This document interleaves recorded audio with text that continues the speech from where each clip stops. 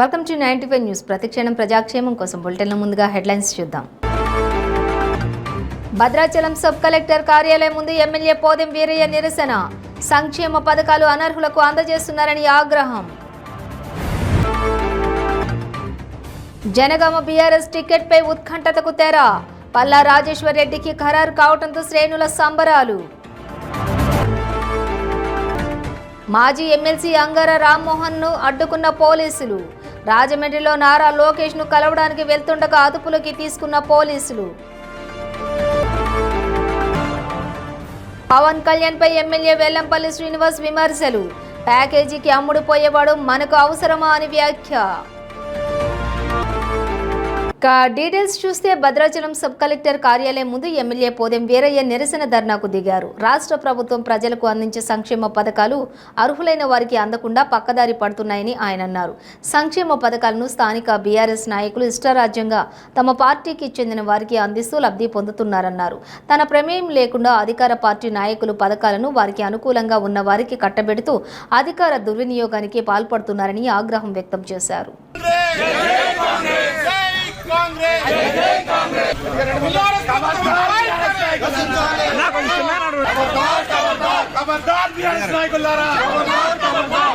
ప్రభుత్వం అండి వైఖరి ప్రభుత్వం అండి వైఖరి.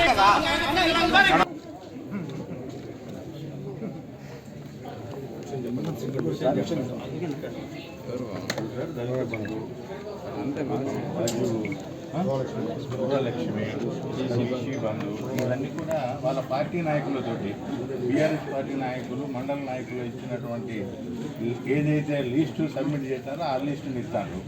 రాజ్యాంగబద్ధంగా నా రైట్స్ అన్ని కూడా కాల రాస్తాను.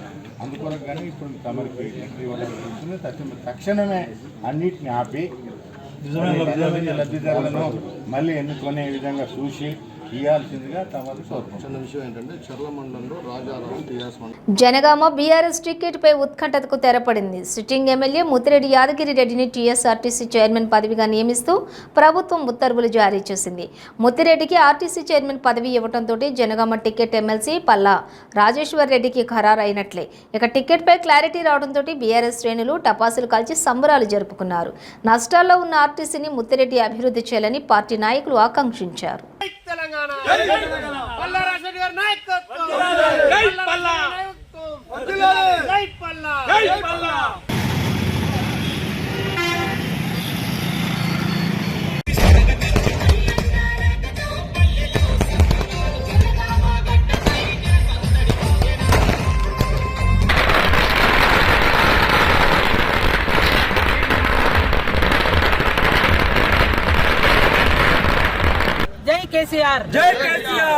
ఈ రోజు మన జనగామ జిల్లా రాజకీయాలకు తెరదించి మన అధిష్టానం నిర్ణయించిన పల్లా రాజేశ్వర రెడ్డి గారికి మన జనగామ జిల్లా ప్రజలు మరియు పట్టణ చైర్మన్ గారు, మా కౌన్సిలర్లు, మా పట్టణ నాయకులు, బీఆర్ఎస్ కార్యకర్తలందరూ కూడా ప్రకటించిన వెంటనే చౌరస్తాకు వచ్చి మనం ఆనంద ఉత్సవాలు చేసుకుందామని చెప్పేసి అందరూ రండి అక్క అంటే అందులో భాగంగా నేను వచ్చాను. మాకు చాలా సంతోషం. జనగామ అభివృద్ధి కూడా ఇంకా ముందు పడుతుందని చెప్పి మేమందరం జనగామ ప్రజలందరం కూడా ఆశగా ఎదురు చూస్తున్నాం. ఒక మంచి నాయకుడిని ప్రకటించారు.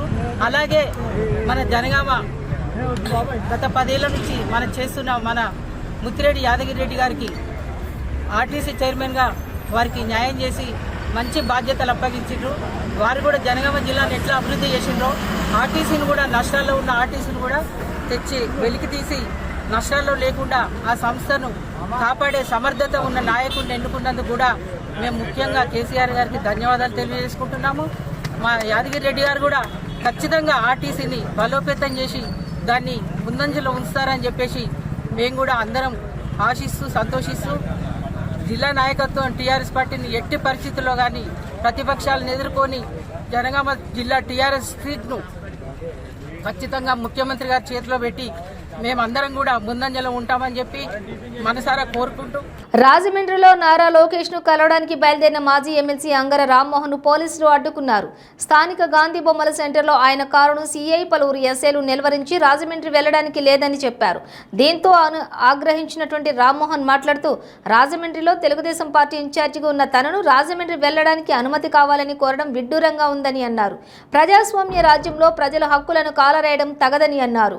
ప్రజా కోర్టులో జగన్ కు ఉరిశిక్ష తప్పదని అంగర హెచ్చరించారు. ఆయన డ్రైవర్ ఆయనతో పాటు ఆయనతో ఉంటే ఒక అటెండెంట్ అంతే కదా. ఇప్పుడు 144 కూడా నలుగురు దాటితేనే కదా వీళ్ళంతా మీరు లాభం కార్యక్రమాలు కదా.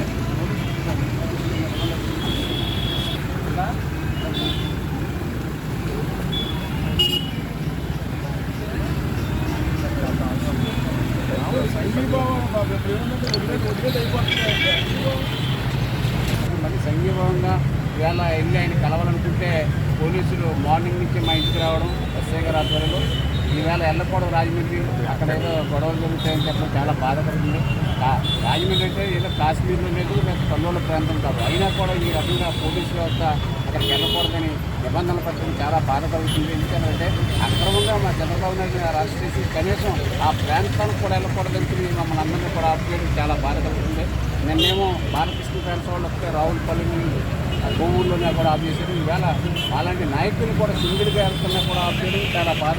ఇది జగన్ గారు ప్రజాస్వామ్యంలో ఉన్నాడా అంటే ఈవేళ పోలీసుల అధ్యక్షులు ప్రతిపక్షాలు గుర్తులు ఉరికేస్తున్నాడు. ఆయన ఎవరో ప్రతిపక్షాలు ఎక్కడికి వెళ్ళకూడదు, రోడ్డు మీద తిరగకూడదు అని నిబంధనలు పడతాం. శాంతియుతంగా రిలే నిరాదీక్ష కూడా ఇబ్బంది పెట్టారు. నిన్న రాజమండ్రిలో రిలే నిరాదీక్ష అక్కడ చేరనందని కూడా అరెస్ట్ చేయడం జరిగింది.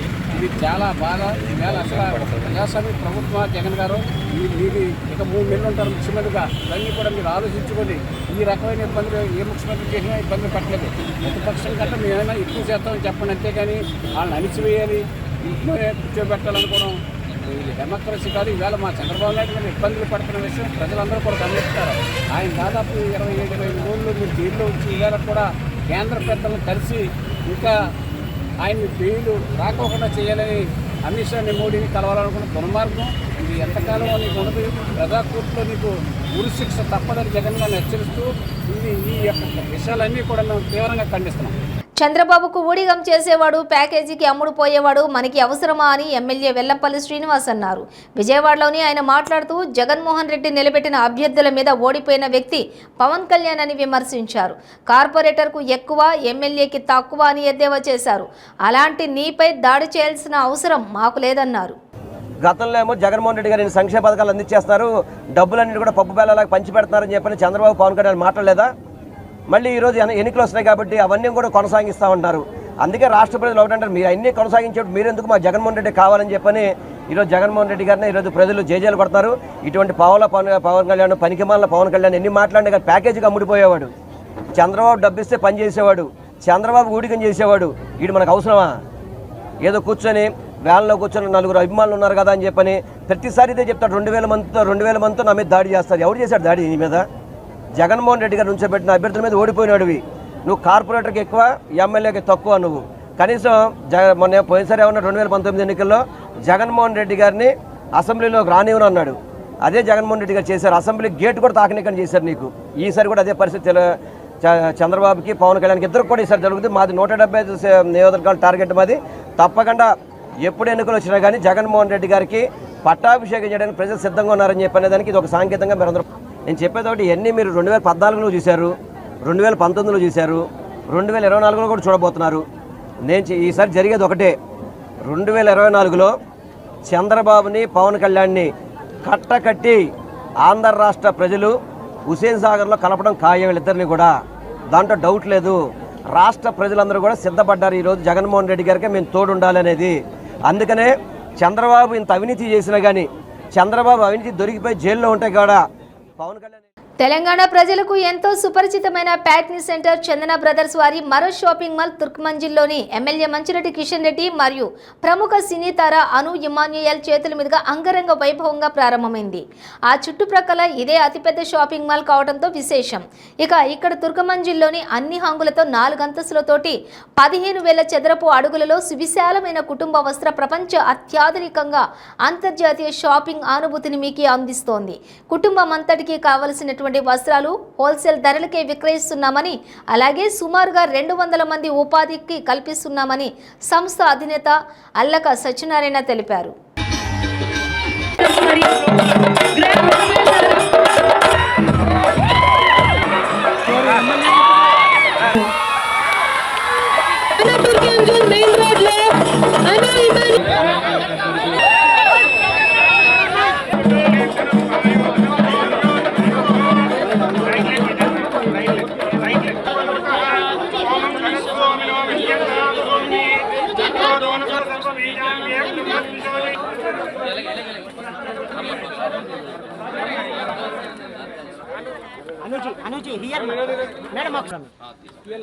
అందరికీ నమస్కారం.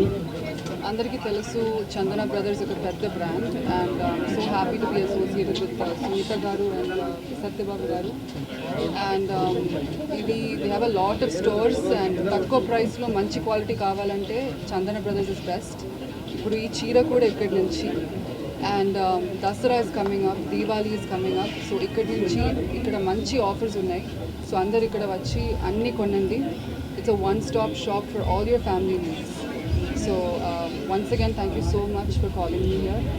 And one more store is going to be opened on the 9th in Vikarabad. So they keep opening up a lot of stores. And అందరూ వచ్చి ఇక్కడ అన్ని కొనండి. తుర్కాం జిల్లా చందన బ్రదర్స్ షాపింగ్ మాల్ అన్నది చాలా మంచి కలెక్షన్స్ తోటి ఈరోజు ప్రారంభం చేయడం జరిగింది.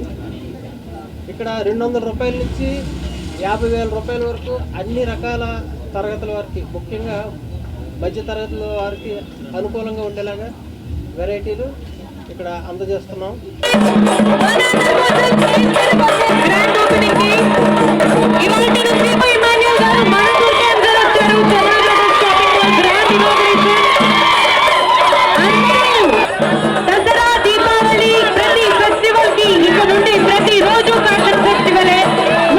పాలకొల్లు ఎడ్ల బజార్లోని వేంచేసి ఉన్న శ్రీ పంచముఖ ఆంజనేయ స్వామి ఆలయ కమిటీ ఆధ్వర్యంలో 11వ సంవత్సరం ద్వారకా తిరుమల పాదయాత్ర 800 మంది భక్తులతో ప్రారంభమైంది.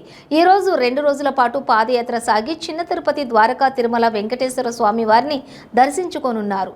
ఇక ఈ ఆలయ కమిటీ ఆధ్వర్యంలో భక్తులు తమ మొక్కులను చెల్లించుకునేందుకు చాలా మంది పాదయాత్రగా వెళ్లి మొక్కుకుంటారు.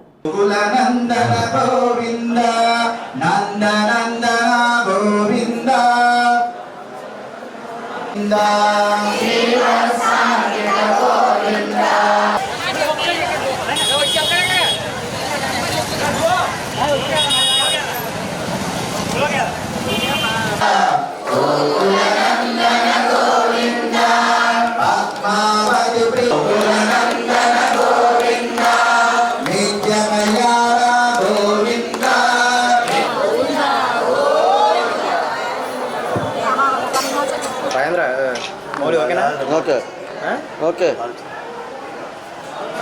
ట్రాఫిక్ ఇబ్బంది లేకుండా ఉండాలి.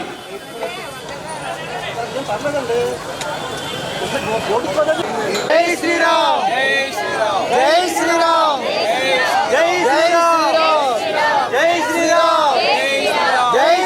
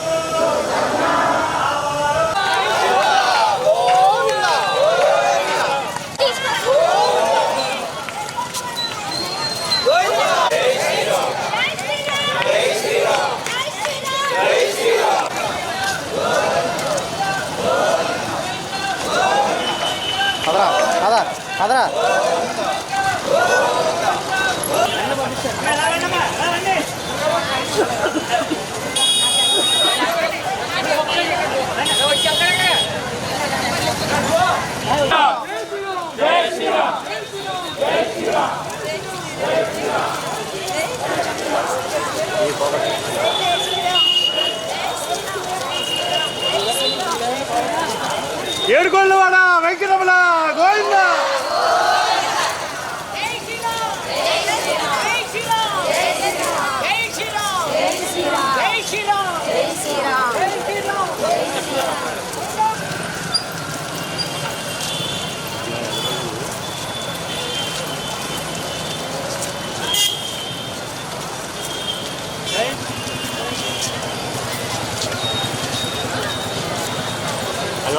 అదెవరు? అది మందన్.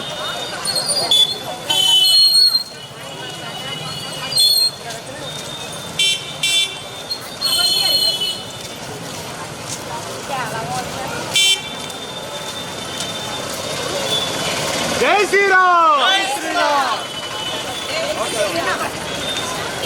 చాలామంది భక్తులు స్వామిని వారి ఇంటి వద్ద నుంచి దర్శనానికి నడిచి వస్తామని మొక్కుకుంటూ ఉంటారు. ఇటువంటి మొక్కుకునే వారికి వారు ఎవరి కోసం మొక్కుకున్నారో ఆ పిల్లలు కూడా వారికి సహకరించరు. అటువంటి వారందరూ కూడా దాని పరిష్కారం కోసం పంచకాంజనేయ స్వామి దేవాలయ ప్రధానార్చకులు ప్రముఖ ఆధ్యాత్మిక గురువు శ్రీ శ్రీ రమణ గురుస్వామి గారిని సంప్రదించడంతో వారి యొక్క మొక్కులు ఆ భక్తుల యొక్క మొక్కులు తీరడం కోసం ఈ కార్యక్రమాన్ని 2011 సంవత్సరంలో ప్రారంభించడం జరిగింది. అప్పుడు 24 మందితో మొదలైన ఈ కార్యక్రమం గత సంవత్సరం 683 మందితోటి చేయడం జరిగింది. ఈ సంవత్సరం దాదాపు 800 నుండి 1000 మంది దాకా భక్తులు పాదయాత్రలో పాల్గొంటారని ఆశిస్తున్నాం. అంచేత ఈ కార్యక్రమాన్ని మొక్కులు ఉండి తీరని వారందరూ కూడా ఉపయోగించుకోమని విజ్ఞప్తి. రాష్ట్ర ప్రభుత్వం ప్రతిష్టాత్మకంగా నిర్వహిస్తున్న జగనన్న ఆరోగ్య సురక్ష కార్యక్రమాన్ని గుంటూరు చిలకలూరిపేట నియోజకవర్గం మురికిపూడి గ్రామంలోని నిర్వహించారు. ఈ కార్యక్రమానికి రాష్ట్ర వైద్య ఆరోగ్య శాఖ మంత్రి విడుదల రజని ముఖ్య అతిథిగా పాల్గొని అక్కడ ఏర్పాట్లను చేసిన వివిధ రకాల స్టాల్స్ ను ఆమె పరిశీలించారు. అనంతరం మంత్రి రజని మాట్లాడుతూ జగనన్న ఆరోగ్య సురక్ష పథకం పేదలకు ఒక గొప్ప వరమని ఈ కార్యక్రమాన్ని ప్రజలు అందరూ కూడా సద్వినియోగం చేసుకోవాలన్నారు. నిరుపేదలకు ఉచితంగా సేవలు అందించాలనే సంకల్పంతో ముఖ్యమంత్రి వైఎస్ జగన్మోహన్ రెడ్డి ప్రతి గ్రామంలో జగనన్న సురక్ష కార్యక్రమం ఏర్పాటు చేస్తున్నారన్నారు.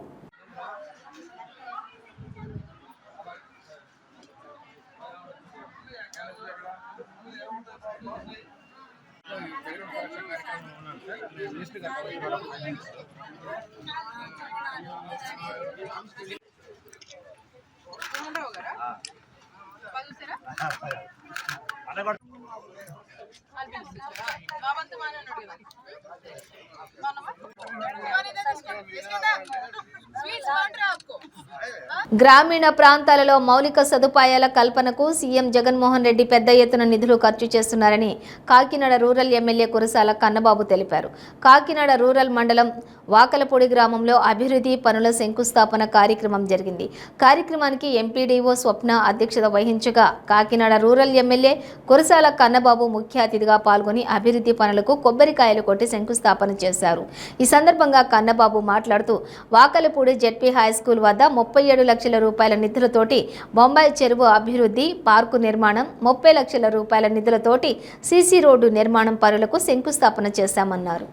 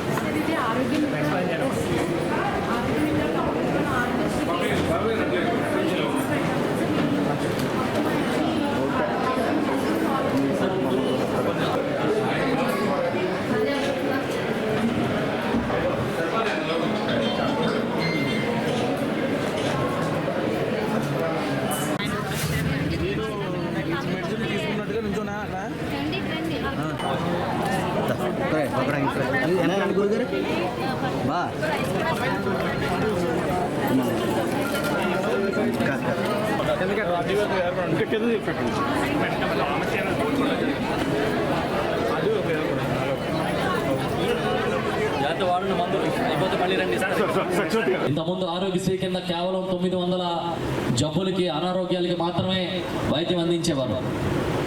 అసలు ఆరోగ్యశ్రీని గౌరవ ముఖ్యమంత్రి తండ్రి గారు ఆ రోజు దివంగత ముఖ్యమంత్రి రాజశేఖర రెడ్డి గారు ప్రవేశపెడితే ఆ తర్వాత వచ్చిన ప్రభుత్వం దీన్ని పూర్తిగా నిర్లక్ష్యం చేసింది. ఇప్పుడు మళ్ళీ మన ముఖ్యమంత్రిగా జగన్మోహన్ రెడ్డి గారు వచ్చాక దీన్ని మళ్ళీ పునర్వైభవం తీసుకొచ్చారు. 3000 అనారోగ్యాలకి వైద్యం చేసే ప్రక్రియల్ని ఆరోగ్యశ్రీలోకి తీసుకొచ్చారు.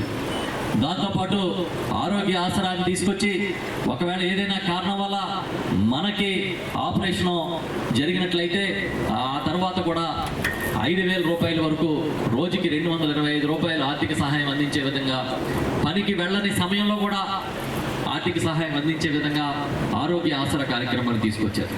ఇవన్నీ ఎందుకు చేస్తా ఉన్నారంటే పేద కుటుంబాలు బాగుండాలి, పేద కుటుంబాలు ఆరోగ్యం బాగోకపోవడం వల్ల పూర్తిగా నష్టపోకూడదు, ఆర్థికంగా చితికిపోకూడదు అనే ఉద్దేశంతోనే ఈ కార్యక్రమాలు చేస్తూ ఉన్నారు.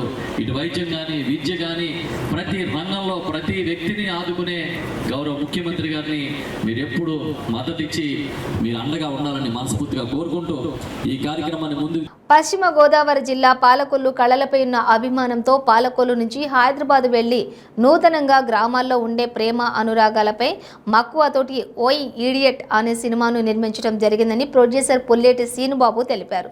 పాలకొల్లులోని గీతా అన్నపూర్ణ థియేటర్లలో సినిమా ప్రదర్శించిన సందర్భంగా చిత్ర యూనిట్ తిలకించి మాట్లాడారు. ఆయన వెంట చిత్ర కథానాయకుడు యశ్వంత్, చిత్ర బృందం సభ్యులు పాల్గొన్నారు.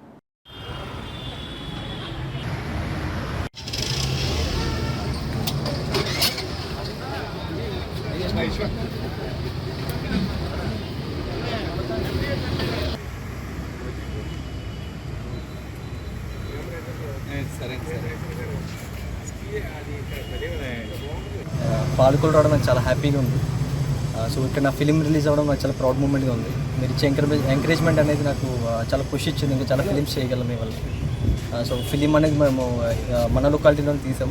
సో చాలా బాగా సక్సెస్ఫుల్గా రన్ అవుతుంది ప్రతి చోట. పాలకొల్లు కూడా బాగా విజయవంతంగా జరిగింది. థ్యాంక్ యూ సో మచ్ అండి. ఇంకా చాలా ఫిలిమ్స్ చూసి మమ్మల్ని ఎంటర్టైన్ చేస్తాం. అండ్ మా ప్రొడ్యూసర్ గారు కూడా పాలకొల్లు నుంచే. సో ఆయన సపోర్ట్ చేయడం బట్టి మేము ఎంత దూరం వచ్చాం. నాన్నగారు పుట్టిల్లు పాలకొల్లు, మా ఫాదర్ది కూడా పాలకొల్లు. మేబీ అందుకే అనుకుంటే అంత బాండింగ్ ఉంది ఇక్కడ. థ్యాంక్ యూ సో మచ్ అండి. నేను శ్రీనుబాబు పుల్లేటి అండి, పాలకొల్లు వాస్తవ్యము. ఇక్కడి నుంచి వెళ్ళి హైదరాబాద్లో అండి వ్యాపారాలు చేస్తూ కళ్ళ మీద ఉన్న ప్రేమతోటి చిన్న అటెంప్ట్ చేయాలి, ఒక చిన్న ప్రాజెక్ట్ అని. పల్లెటూరు మీద ఉన్న ప్రేమ, ఇక్కడున్న ఆప్యాయతల అనురాగాల్ని చూపిస్తూ ఒక చిన్న లవ్ స్టోరీ ప్లాన్ చేశామండి. ఓ ఇడియట్ చాలా బాగా వచ్చింది. రెగ్యులర్గా అంటూ ఉంటారు పాలకొల్లు కళ్ళకు పుట్టినిల్లు అని. ఫిల్మ్ ఇండస్ట్రీలో 50% మన పాలకొల్లు వారు ఉంటాం. మనకెంతో గర్వకారణం. అలా వాళ్ళ ప్రేమతోటి, గౌరవంతో, అలాగే పాలకొల్లు ప్రేమతోటి తీసిన సినిమా మీరందరూ ఆశీర్వదించి మీ బ్లెస్సింగ్ అందజేస్తారని. Thank you. శ్రీరంగనాయుడు వెనుమోగం, మా బావగారు ప్రొడ్యూసర్. ఈ ఓ ఈడియట్ మూవీకి ప్రొడ్యూసరు మా మేనత్ గారు అబ్బాయి, మా ఫ్యామిలీ మెగాస్టార్, మాకు అత్యంత ఆప్తుడు హీరో గారు అండి అభిషేక్ గారు. మీరు ఆల్రెడీ మేము మూవీ చూసాం, మీరు ఇదే చూడటం పాలకొల్లో. మేము హైదరాబాద్లో ఒక 22 థియేటర్లకు ఇచ్చారు. చాలా హీరో అంటే కొత్త హీరోలే ఉండదండి. ఇది కూడా పాలకొల్లు వారికి రిలేషన్ అయినా. నెక్స్ట్ అంటే ఏదో ఓ ఈడియట్ అంటే ఏదో మామూలు సినిమా అనుకుంటారు. చాలా సాంప్రదాయబద్ధంగా ఒక విలేజ్ మూవీ మన పక్క ఈస్ట్ వెస్ట్ బాగా చూపించారండి. ఇందులో ఈ హీరోయిన్ కూడా రావాలి, కొన్ని అనివార్య కార్యాల వల్ల రాలేదు కాబట్టి వేరే షూటింగ్లో ఉంది. డైరెక్టర్ గారు కూడా వస్తున్నారు. ఆ హీరో గారు అంటే ఇది కొత్త హీరో కింద ఉండదండి. ఇది 4-5 మూవీస్ చేసిన సీనియర్ హీరోలు యాక్ట్ చేశాడు ఆయన. చాలా బాగా యాక్ట్ చేశారు. యాక్షన్ అయితే చాలా బాగుందండి. ఈ పల్లెటూరు వాతావరణం అది బాగా చూపించారు. అందరూ చూడవలసిన మూవీ అండి. ఈ ఆనందాన్ని వీళ్ళందరూ వచ్చి మా పాలకొల్లో పంచుకోవడం మాకు చాలా ఆనందం ఉందండి. తిరుమల శ్రీవారి ఆలయంలో నవరాత్రి బ్రహ్మోత్సవాలను ఈ నెల 15 నుంచి 23 వరకు నిర్వహిస్తామని టీటీడీ ఈవో ధర్మారెడ్డి వెల్లడించారు. సాలకట్ల బ్రహ్మోత్సవాలకు ఊహించిన స్థాయిలో భక్తులు రాలేదని, నవరాత్రి బ్రహ్మోత్సవాలకు రద్దీ పెరిగే అవకాశం ఉందని తెలిపారు. అక్టోబర్ 19 గరుడ సేవ, 20 పుష్పక విమానం, 23న జరిగే చక్ర స్నానంతో ఉత్సవాలు ముగుస్తాయన్నారు. సెప్టెంబర్ మాసంలో 21.01 లక్షల మంది భక్తులు శ్రీవారిని దర్శించుకున్నారన్నారు. సాలకట్ల బ్రహ్మోత్సవాలను చాలా చక్కగా నిర్వహించాం. గరుడోత్సవాన్ని కూడా చక్కగా నిర్వహించాం. కానీ సాలకట్ల బ్రహ్మోత్సవాలకు మనం అనుకున్నంత, అంటే మనమందరం కూడా, మీరు కూడా తెలుసు, మీరందరూ కూడా పార్ట్ ఆఫ్ టీమ్, మనమందరం అనుకున్నంత సంఖ్యలో, ఎక్కువ సంఖ్యలో భక్తులు రాలేదు. దానికి వివిధ కారణాలు ఉన్నాయి. ఒకటేమో ఈ గణేష ఉత్సవాలు జరిగాయి, నిమజ్జనం ఉండింది. కాబట్టి చాలామంది భక్తులు గణేశ ఉత్సవాల్లో బిజీ అయిపోయారు. ఇప్పుడు హైదరాబాద్ కానీ ఇవి కానీ ఎవరు కూడా రాలేదు ఇక్కడికి దర్శనానికి. తర్వాత పిల్లలకి ఎగ్జామ్స్, సెలవులు లేవు. మూడోది అసెంబ్లీ సమావేశాలు ఉన్నాయి, తర్వాత పార్లమెంట్ సమావేశాలు ఉన్నాయి. సో దీనివల్ల తర్వాత రెండో ప్రవారి బ్రహ్మోత్సవాలు ఉన్నాయి కదా, ఈసారి పోకపోయినా నెక్స్ట్ పోవచ్చులే అనేటువంటి ఒక ఆలోచన. దీని అందరితో కలిపి కొంచెం రష్ తక్కువనే ఉండింది. మనము ఎక్స్పెక్ట్ చేసినంత రష్ రాలేదు. కాబట్టి నవరాత్రి బ్రహ్మోత్సవాలకు ఎక్కువ రష్ వచ్చేటువంటి అవకాశం ఉంది అని అనుకుంటూ ఉన్నాం. దానికి సంబంధించి అన్ని ఏర్పాట్లు చేస్తూ ఉన్నాం. తర్వాత త్వరలోనే డిస్ట్రిక్ట్ అడ్మినిస్ట్రేషన్తో, పోలీస్ అడ్మినిస్ట్రేషన్తో మీటింగ్ కూడా పెట్టడం జరుగుతుంది. తర్వాత మీకు డేట్స్ అని తెలుసు మీకు. అక్టోబర్ 14న అంకురార్పణ జరుగుతుంది. తర్వాత అక్టోబర్ 19వ తేదీ గరుడ సేవ ఉంటుంది. అక్టోబర్ 20వ తేదీ పుష్పక విమానం ఉంటుంది.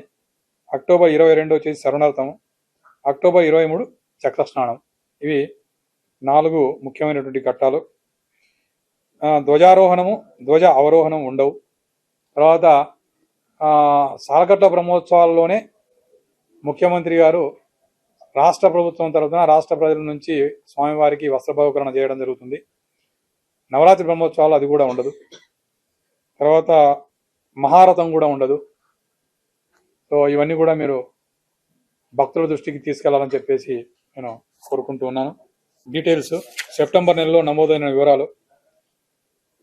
శ్రీవారిని దర్శించుకున్న భక్తుల సంఖ్య 21,21.01 lakhs.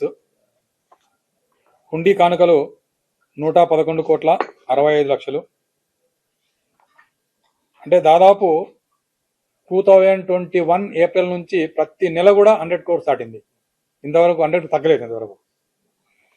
తర్వాత స్వామివారి లడ్డూలు భక్తులు తీసుకున్నటువంటిది 1,11 లక్షలు. అన్నప్రసాదం స్వీకరించిన భక్తుల సంఖ్య 53.84 లక్షలు. కళ్యాణకట్లో తలనీలాలు సమర్పించిన భక్తుల సంఖ్య 8.94 lakhs. ఈ యంత్రాలు చాలా ట్రై చేసామమ్మా.